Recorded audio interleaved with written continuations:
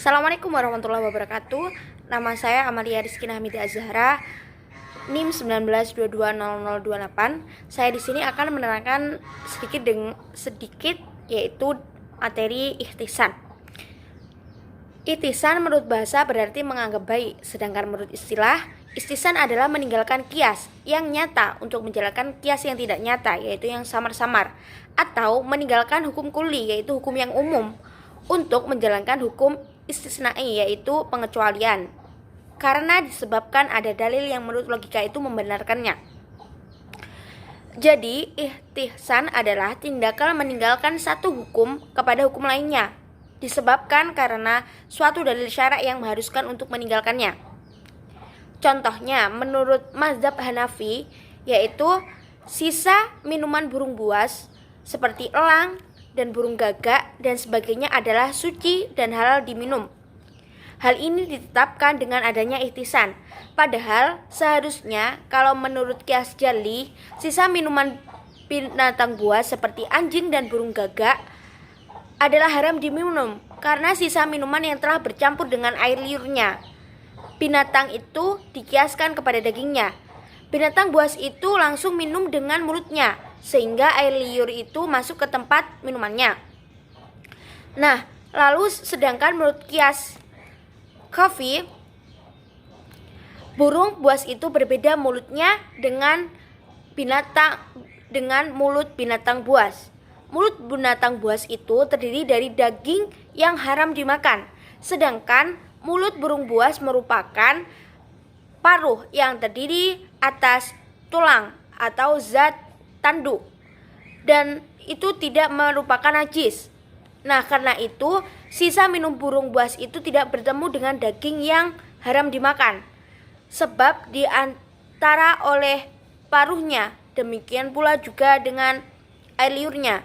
Nah, ini perbedaan dari mulut burung buas dan mulut binatang buas. Berdasarkan keadaan inilah ditetapkan perpindahan dari kias jali kepada kias Khafi, dan ini yang disebut dengan ihtisan. Lalu pembagian ihtisan itu ada yang pertama, yaitu ihtisan bil anas, yaitu ihtisan berdasarkan ayat atau hadis, yaitu penyimpangan suatu ketentuan hukum berdasarkan ketetapan kias kepada ketentuan hukum yang berlawanan dengan yang ditetapkan berdasarkan nas, Alkitab, dan As-Sunnah. Contohnya adalah masalah wasiat. Menurut ketentuan umum, wasiat itu tidak boleh karena sifat pemindahan hak milik kepada orang yang berwasiat ketika orang yang berwasiat tidak cakap lagi, yaitu setelah ia wafat. Namun, kaidah umum ini dikecualikan melalui firman Allah Subhanahu wa taala dalam surat An-Nisa ayat 11. Lalu yang kedua adalah ihtisan bil al-ijma', yaitu ihtisan yang didasarkan kepada ijma', yaitu meninggalkan keharusan menggunakan kias pada suatu persoalan karena adanya ijma'. Hal ini terjadi karena ada fatwa mujtahid atas suatu peristiwa yang berlawanan dengan pokok atau kaidah umum yang ditetapkan, atau para mujtahid itu bersikap diam dan tidak menolak apa yang telah dilakukan manusia yang sebetulnya berlawanan dengan dasar-dasar pokok yang telah ditetapkan. Contohnya dalam kasus pemandian umum.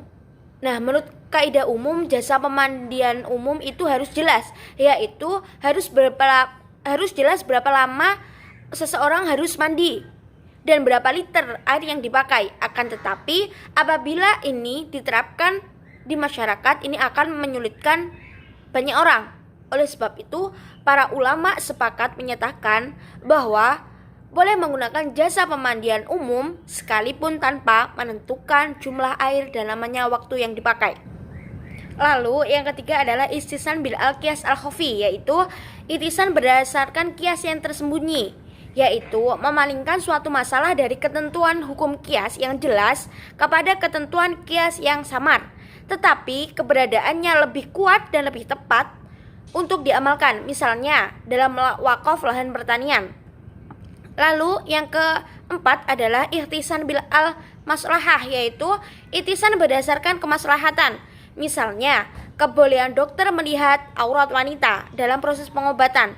Menurut kaidah umum, seseorang dilarang melihat aurat orang lain, tapi dalam tertentu seseorang harus membuka bajunya untuk didiagnosa penyakitnya.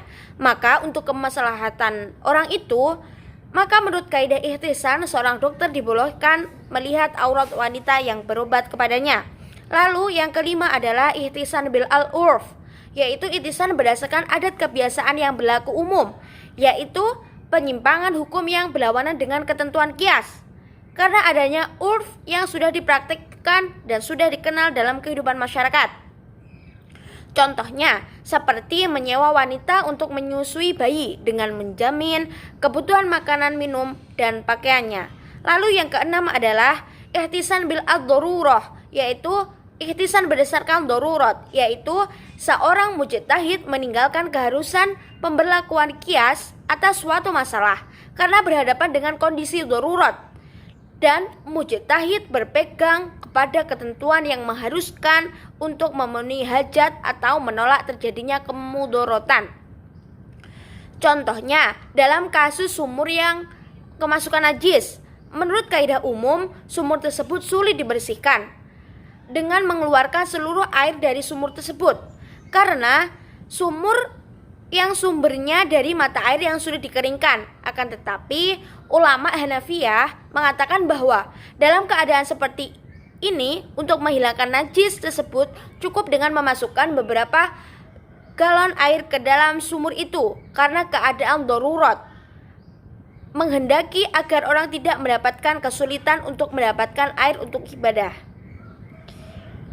Terima kasih. Wassalamualaikum warahmatullahi wabarakatuh.